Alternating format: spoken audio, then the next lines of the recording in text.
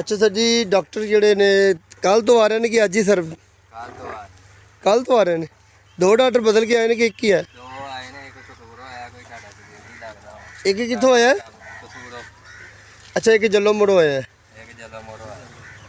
ये तो बिल्ला जी नहीं, डॉक्टर बिल्ला जा ओहो ही बिल्ला जा। तेल मिल जाएगा?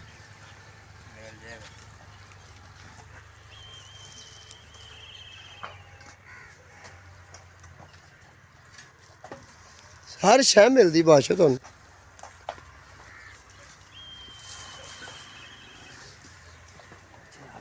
मैनू होर गल्लां दियां गल्लां रहियां, मैनू ऐ ना ढारा बड़ा पसंद आया।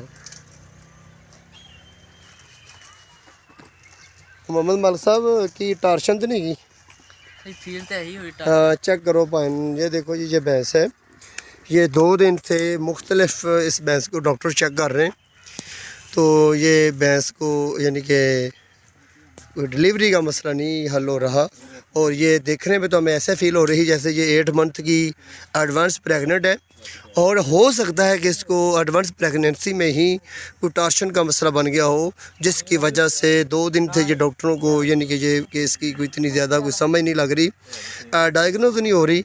या फिर हो सकता है को टार्शन का जब केस लेट हो जाता है, लेटेस्ट टार्शन में अक्सर हमने देखा है कि जानवर जो होता है वो पहले जो अडर वगैरह टीट वगैरह जो होते हैं दूध से भर जाते हैं। और जब जैसे जैसे ये टार्शन वाला केस लेट होता है तो जानवर का जो अडर होता है, टीट वगैरह में जो दूध होता है वो खुश्क होना शुरू हो जाता है। और दोनों जो जिसको हम कहते हैं टांगों के ऊपर वाले कोक्सीजियल वर्टिब्रा, जो रीढ़ की हड्डी के साथ वाले जो पुड़े जिसको हम कहते हैं, और पुड़े जो अक्सर जानवर हमने देखा है कि रिलैक्सिंग पावर की वजह से जानवर के जो अज़ा होते हैं, जिसमें वल्वा होती है, जिसमें अडर होता है, जिसमें जानवर का जो जिनके जेनिटल अज़ा होते हैं जो बाहर नज़र आने वाले होते हैं, वो अक्सर हमने देखा डिले पड़ जाते हैं रिलैक्सिंग पावर की वजह से।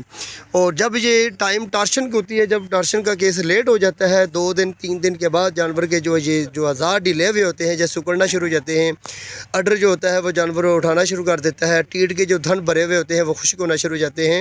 हत्ता के जानवर जो बैठकर पेन यानी कि लेबर पेन जो महसूस करवा रहा होता है, कभी एक साइड पे लेट जाता है और टांगे चारों टांगों की साइड पे निकाल लेता है बाहर और लेट कर स्ट्रेस ज़ोर लगाता है। हत्ता के हमने इतना देखा है कि 2-3 दिन के बाद जानवर खुद ब खुद ही ज़ोर लगाना छोड़ देता है। और ज़ोर लगाने के बाद जानवर नॉर्मल हो जाता है, चारा वगैरह खाने लग जाता है। और उसके बाद 2 दिन के बाद फिर क्या होता है, जानवर को फारा टेम्पनी हो जाती है। और टेम्पनी की वजह से, टेम्पनी जो स्टमक की वजह से नहीं होती, टेम्पनी जो होती है वो जब अंदर फिटस जो होता है मर जाता है, बच्चा मरने के बाद फिटस में बहुत ज़्यादा यानी कि गैसेस और जो यानी कि फास्ट मादे जो होते हैं वो जमा हो जाते हैं, जिसकी वजह से जानवर की खुराक की कमी, खुराक बंद हो जाती है, जुगाली बंद हो जाती है। और जानवर को हत्ता के टेम्परेचर एक फीवर 104-105 फ़ारेनहाइट तक चला जाता है। अगर बर वक्त जानवर को देखा जाए तो हो सकता है कि इसकी टार्शन को निकाला जाए।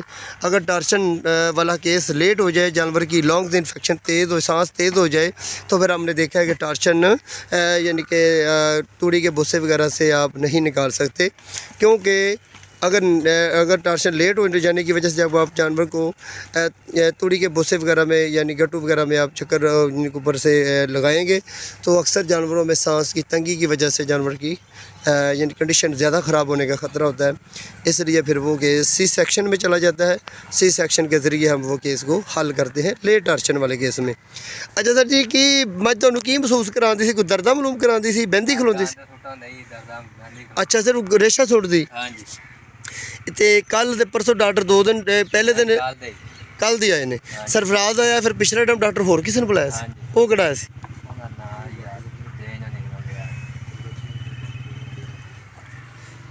हाँ जी सर, किन्ना सर्विस का मुँह खुला जी? ये फिटनेस घट है यानी कि टार्शन वाला मसला तो नहीं है? हाँ ठीक हो गई जी, बाकी टार्शन नहीं निकली सर। तो ये जो लेबर पेन है इसकी बॉर्शन का जो केस बना हुआ है, ब्रुसिलोसिस बाल्टिस बैंक, अगर जरासीमी इन्फेक्शन की वजह से होगा तो ब्रुसिला बाल्टिस बैंक की वजह से होगा, या तो फिर ये सर्दी गर्मी की वजह से भी हो सकता है, या फिर जानवर डर के दौड़ जाए या भागे, या किसी जानवर की चोट वगैरह लगने की वजह से, स्ट्राइक वगैरह लगने की वजह से भी अक्सर हमने देखा है कि बॉर्शन का मसला बन जाता है। अच्छा 8 महीने की कि 7 की? ਕਹਿ ਰਹੇ ਕੋਈ ਪਤਾ ਨਹੀਂ ਹੈਗਾ। ਨਵੀਂ ਆਈ ਮੱਝ। अस्सलाम वालेकुम डॉक्टर रियाज बोलना भाई शादीपुर सर की हाल ने डॉक्टर साहब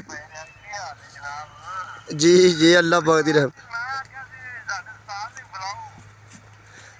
नहीं नहीं सर जी तुसी साडे बॉस है जी उस्ताद जी सब खैर खीर दे मैं सर तुहानू पहचानिया नहीं गा अच्छा अच्छा अच्छा अच्छा ठीक है मैं पहचान लिया तुसी इत्थे आए सी मझ वेखण वास्ते अच्छा अच्छा अच्छा ठीक ठीक हो गया ठीक ते की भाजी कीता जी फिर इहदा केस कीता जी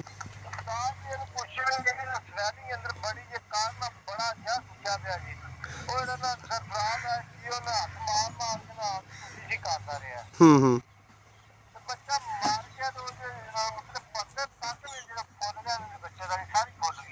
हाँ बच्चा भुल गया पेट च बिल्कुल सही